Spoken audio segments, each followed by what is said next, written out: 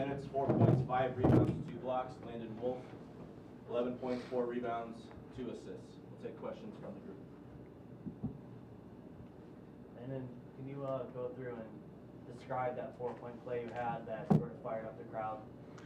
Yeah, it was a really good driving kick by Johnny. He had a couple guys collapse on him, and he found me, and yeah, it was a big shot at the time. Yeah. What's sort of your role been stepping up with, Johnny still coming off the bench these last couple of games? I mean, it's still the same. Just try to be me, do what I can do, and play as hard as I can. It's really all the same. Just just in that starting lineup. Yeah. Brandon, can you go through that explosive dunk you had? Yeah, it was another great pass by Johnny. I thought it came at a good time too. We were trying to get on a run there. It was some good momentum. It was a good play. Obviously, it got us fired up, but not the result we wanted. And is it frustrating after the big win at Murray State to have a game like this? Yeah. It's just, I don't know. I thought we kind of got past that in our 3-game skid, kind of those games where we don't step up in kind of that first half and then we let them hang around. I feel like we thought we had that figured out. But yeah, that's really what it is. It's just frustrating. As much as I don't want to say, we got to move on and look forward to the next one and learn from this one tomorrow. What was not working offensively in your view? I think they're a good defensive team. They kind of sped us up, and I don't know how many turnovers we had, but I think just uncharacteristic passes that we were making. We were playing off one foot a little too much. I feel like that's kind of most of it is we're kind of rushing things and just taking some uncharacteristic shots at times. We just need to put the ball in the hoop. Brandon, did you feel like the offense was never really in a good rhythm or a good flow tonight? I think give some credit to Southern. I think they did a good job blowing up some of the actions we wanted to get to. I think that's just kind of the game it was. It was sort of a slugfest. It seemed slow at times. And like Landon said, the ball wasn't going in, so it's hard to build momentum when we're not hitting some of these shots we normally hit. But all in all, I think just tougher plays in the paint and taking care of the ball more would have, I think, gotten our offense going a little more. And we're a really good offensive team. We know that, so we got to learn from it. We can't dwell on it too much. We got a big one on Friday. So. Brandon, what's sort of your role been when Chase gets into foul trouble? Yeah, I just try to be ready and do what I need to for the team. Chase is the best player in the league, in my opinion. So it's tough losing someone like him early to fouls, or maybe some of our production goes down. So I know what I do well: defend, rebound, make the easy ones, make my teammates better, pass the ball. So I just tried to do that and be ready when I'm called on. Anybody else? All right, thanks, guys. Thank you. Thanks, guys. Brandon, put the box score on your computer.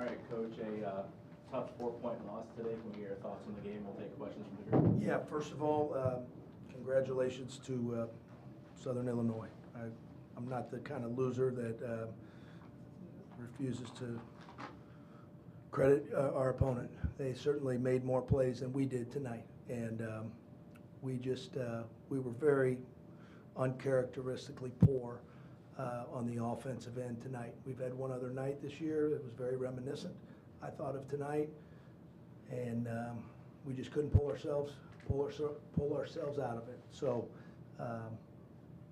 tough one, but you know, no time to cry. We gotta learn, and we gotta move on. Coach, how do you plan to move on, like you just mentioned, move on from this game and on to the next one, and sort of eliminate the turnovers you guys piled up tonight? Yeah, we have no excuses, right? Like we got to learn from the errors, and I think that you know, I think we had some possessions throughout the game that weren't necessarily aesthetically pleasing to the naked eye, but there were a couple of those, but we got the spots, you know. We had open shots. I don't think that we weren't unable to generate good enough looks. You know, we finished at, I think, 32 or right around 32% on 2-pointers. That would be an all-time low for our program in 4 years. And they're physical. They certainly are very athletic. But you know, that's on us, that part. You know, in a game like this that is just a grind, 1 or 2 threes can make all the difference. And you know, bottom line is we gotta knock those down with more consistency, even when we have tough nights like this. Ryan, you said there was one other game. I'm guessing that was the UIC game? UIC, yeah. Okay. Yeah, just felt very similar. I think when I sit down and compare some of the stats and some of the issues, they'll be very similar. Yeah, so we gotta avoid nights like this, bottom line. I know I'm stating the obvious, but that's my job as a coach, and we're certainly not perfect. No one is, but we've got to be certainly better. And a little bit better on both of those nights probably gets you your desired result. So give them credit. They made plays when they needed to down the stretch. We did not. And there's no excuse, you know. They did, we did not. End of story. Were you seeing a lack of ball movement, a lack of off the ball movement by players? What did you see that was kind of leading to the problems? Yeah. I think a little bit of everything. You know, I think I thought I did not think we played forcefully enough in the paint in the first half. I thought that the rules were set by Southern, and you know, our ball movement definitely could have been better. Our player movement definitely could have been better. But we got enough good looks and good, you know, whether they were touch shots around the rim, layups, up and unders, finishes in the paint. We got enough good ones to win the game. And, you know, that's what I will normally look at first. And I know how I felt. I'll look at the film, and I think in a lot of ways it'll validate that. But I didn't think, you know, the shots that we were generating, you know, for the most part, I didn't feel that those were the biggest issues. Yeah, I thought just our paint toughness, our paint decisions, our paint poise, and it was from early on. Jump passing, off balance finishes, off balance plays, things like that. And you know, we're 6 of 22 from 3. Just got to be better. Got to knock in open looks. Yeah. So. Did you sense a lack of confidence in your shooters? I sensed some hesitation at times, and I don't want that. I made that correction at halftime. I thought 2 guys, you know, I'd maybe hesitated on a shot or two, and, yeah, we don't want that at all. I want guys to step up and shoot with confidence, and I thought in the second half, I thought for the most part, we did, we just didn't make. Yeah.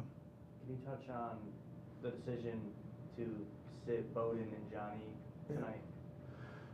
Well, you're talking about to start the game, yeah. So Bowden has, he had been out, he didn't travel with us, and he's been working his way back. He had a pretty significant illness, and took him, still it's gonna take him a little bit with his lung capacity, and I knew it was gonna have to be shorter stretches for him tonight. You know, when we made our starting lineup, we altered that last game. I felt like at the time, I'm not going to make it like it's some giant, huge statement, or that I have a, you know, I'm trying to state something to our team. I'm not. I just felt like a different energy to start games was necessary. And from Belmont, four of the previous 6 games, I just did not like the way we were starting games. We were operating from behind too much. That was really what was behind it. And we won our last game, and I stayed with that same lineup tonight. So I think our starting lineup will be fluid to some extent, always. And if you look at our track record, I think, you know, I'm not so hung up on that. I think I look at it as who's in the game in the last 8 or 12 minutes as, you know, being probably the most important from a player's perspective. But, you know, different scenarios or situations may call for some different lineups at times throughout the year. And I don't play mind games with guys. Any decision I make on a lineup change, I communicate that one-on-one with the players, and I'm pretty transparent on it. Can you sort of go into Landon's performance tonight? Landon Wolf? Yeah. Yeah. You know, I thought he really competed. He was on the glass. He's become a real intangibles guy for us. What he brings to our team is not specific to one end of the floor. It's not just shot making. He was on their best offensive player tonight for a good portion of the game, and or at least a good portion of the second half. And I thought he gave us, you know, some good stuff tonight. Ryan, what can a head coach or a coaching staff in general can do to help a player like Johnny, who usually plays with kind of a swagger and seems to be at his best when he's playing really confident? What can coaches do to kind of help get that back? Yeah, I think when guys are struggling, I always look first and foremost at the fundamentals, right? Like he hasn't shot to his standards, and I look at the fundamentals first. Is his shot prep good enough? Is his shot finish? Is his balance? Is his form and technique on point? And I will tell you, he's been very tied to his form and technique. I don't see major issues there. All great shooters and all great players go through stretches like this. And, you know, Johnny has not gone through a stretch. This is his junior year, and he really hasn't gone through a stretch like this, which is abnormal.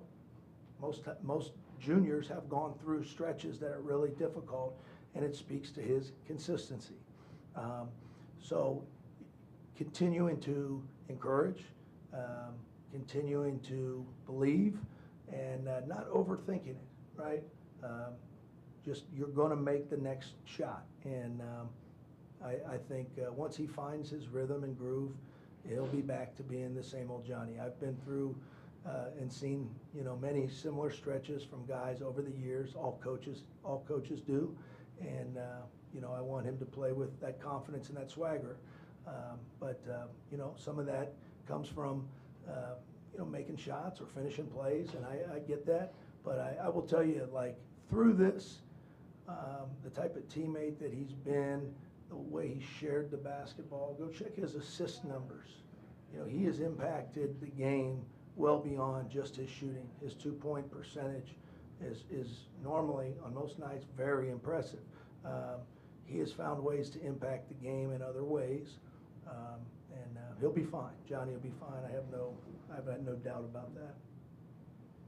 Coach, obviously you guys have Drake on Friday. What's kind of the mindset and the message should be going into that one? Yeah, so we got to turn the page quickly, right? Like we always, we want to learn from, what went on here tonight.